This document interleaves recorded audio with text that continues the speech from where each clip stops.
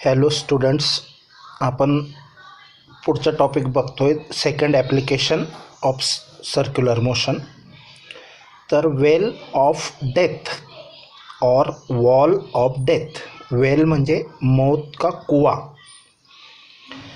किंवा वॉल पण म्हटली तरी चालेल.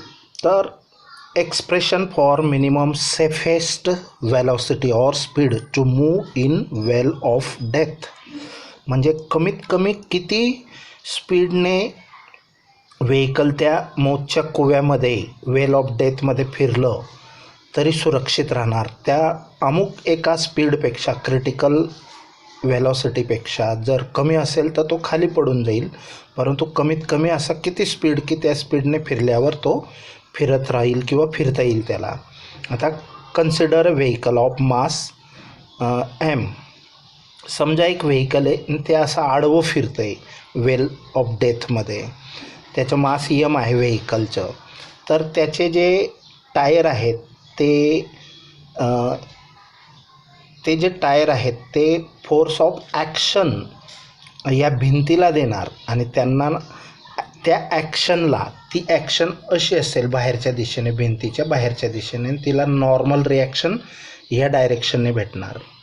त्याच्यानंतर त्याचं चाक असं फिरणार. मग फोर्स ऑफ स्टॅटिक फ्रिक्शन कोणत्या डायरेक्शनला असेल? Along the wall. आणि त्या वाहनाचं वजन कसं असेल? Vertically downward. मग आता फोर्स ऑफ स्टॅटिक फ्रिक्शनला कोण बॅलन्स करतं इथं? Weight mg. R is the radius of the well of death. मौत का कुआ. तुमच्या लक्षात आलंच असेल की वाहन कसं फिरतं. मग इथं खरी नॉर्मल रिॲक्शन त्याचं जे टायर आहेत त्या ॲक्शन देतं या वॉलवर आणि त्याला परपेंडिक्युलरली नॉर्मल रिॲक्शन एन अशी असेल. बरं, हे तिघं रिमाइंड ठेवा किंवा लक्षात ठेवा. आता पुढची स्टेप. तर त्या वाहनावर 3 प्रकारचे फोर्सेस ॲक्ट होतात मागच्यासारखंच. ते 3 प्रकारचे फोर्सेस कोणते? तर बघा, पहिला म्हणजे नॉर्मल रिॲक्शन. आताच सांगितलं मी तुम्हाला. Normal reaction N acting horizontally, आडवी डाव्या बाजूला आहे ती, अँड टुवर्ड्स द सेंटर. पहिला फोर्स. दुसरा वेट ॲक्टिंग व्हर्टिकली डाऊनवर्ड्स. तिसरा force of static friction acting vertically upward. बघा, हे तिघं पहिले आपण. नॉर्मल रिॲक्शन आडवी हॉरिझॉन्टली, वेट वरून खालच्या दिशेने व्हर्टिकली डाऊनवर्ड्स, आणि स्टॅटिक फ्रिक्शन व्हर्टिकली अपवर्ड हुबट वरच्या दिशेने. मग इथं कोणत्या फोर्सला कोण बॅलन्स करतोय? वेटला म्हणजे mgला कोण बॅलन्स करतोय? Force of static friction Fs. म्हणून Fs is equal to mg येणार. करेक्ट. नाव नॉर्मल रिॲक्शन ही किती असेल? Equal to the centripetal force असेल. Normal reaction is the resultant centripetal force mv²/r. बरं, तर आता in order to continue the horizontal motion, आडवी मोशन कंटिन्यू चालू ठेवण्यासाठी force of static friction Fs should be always less than or equal to μs into n इतका असला पाहिजे. हे आपल्याला माहिती आहे. μs n इतका मॅक्झिमम फोर्स हा Fs हा कमीत कमी μs n इतका असला पाहिजे, equal to or less than. तर या ठिकाणी Fsची व्हॅल्यू आहे mg, ती पुटअप केली. μs जसाच्या तसा. नॉर्मल रिॲक्शनची व्हॅल्यू आहे mv²/r. याच्यातला m कॅन्सल होईल, हा इकडे डिवाईड होईल किंवा तो तिकडे, हा इकडे पाठवला तो कॅन्सल होणार. मग g is equal to μs v²/r शिल्लक राहणार. मग v², या आरला तिकडे पाठवा, r इंटू g होणार आणि μs डिवाईड होणार.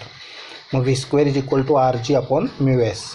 मग v² फक्त v पाहिजे असेल तर √rg/μs.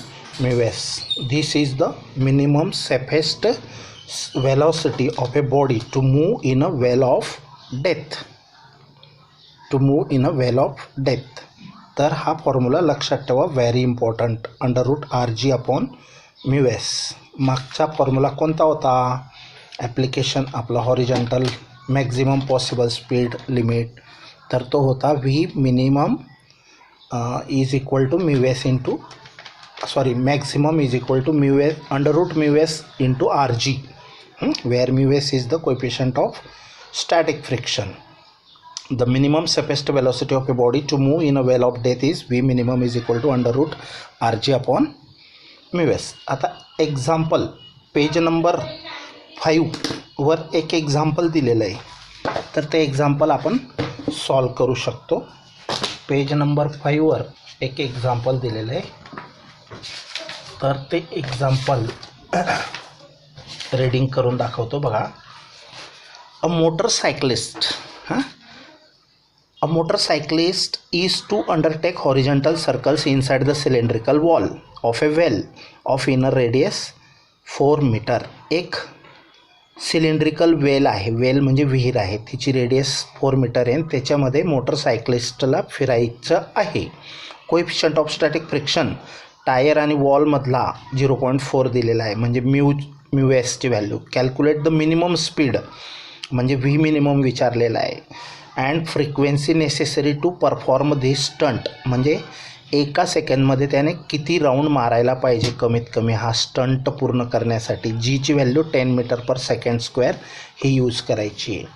आता लक्षात आलं, विहिरीची रेडियस किती आहे, वेलची रेडियस 4 मीटर SI युनिट्समध्ये आहे. नंतर कोएफिशियंट ऑफ स्टॅटिक फ्रिक्शन 0.4 आहे. जीची व्हॅल्यू 10 मीटर पर सेकंड स्क्वेअर यूज करायची आहे. नंतर मिनिमम स्पीड, कमीत कमी स्पीड व्ही मिनिममचा फॉर्म्युला आहे, आत्ताच शिकलो आपण, RS under root RS upon mu S, RG upon mu S. मग या ठिकाणी आरची व्हॅल्यू 4 पुटअप केली, आरची व्हॅल्यू 4 पुटअप केली, जीची व्हॅल्यू 10, म्यू एसची व्हॅल्यू 0.4 पुटअप केली. मग 4 10 जा 40 अपॉन 0.4. हा पॉईंट क्लिअर करायचा असेल तर वरती 10ने मल्टिप्लाय करा, 10ने दोघांना, तर हा 4 होईल आणि हा 400 होईल. मग 400 जा 400 अंडर रूट 100 येईल आन्सर. तर अंडर रूट 100चा आन्सर 10 असेल, म्हणजे व्ही मिनिमम किती असेल मग 10 मीटर पर सेकंड.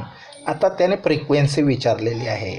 फ्रिक्वेन्सी तर V is equal to R omega, relation between linear velocity आणि अँग्युलर वेलॉसिटी, आणि ओमेगाची व्हॅल्यू 2πn पुटअप केली. मग इथून एन ची व्हॅल्यू व्ही अपॉन 2πr तिकडे शिफ्ट केला, हा 2πr तिकडे शिफ्ट केला, v upon 2πr is equal to 10 upon 2πr. पायची value 3.142, 10 as it is, 24 as it is. मग हे प्रॉडक्ट येतो 25.136. हे कॅल्क्युलेशन केलं तर 0.3978 आणि बुकमध्ये दिलेलं आहे 0.4, म्हणजे ही नियरली राऊंड अप केलेलं आहे. रिव्होल्यूशन पर सेकंड और याला RPS ही त्याची फ्रिक्वेन्सी असेल. Okay, now will stop for the next topic.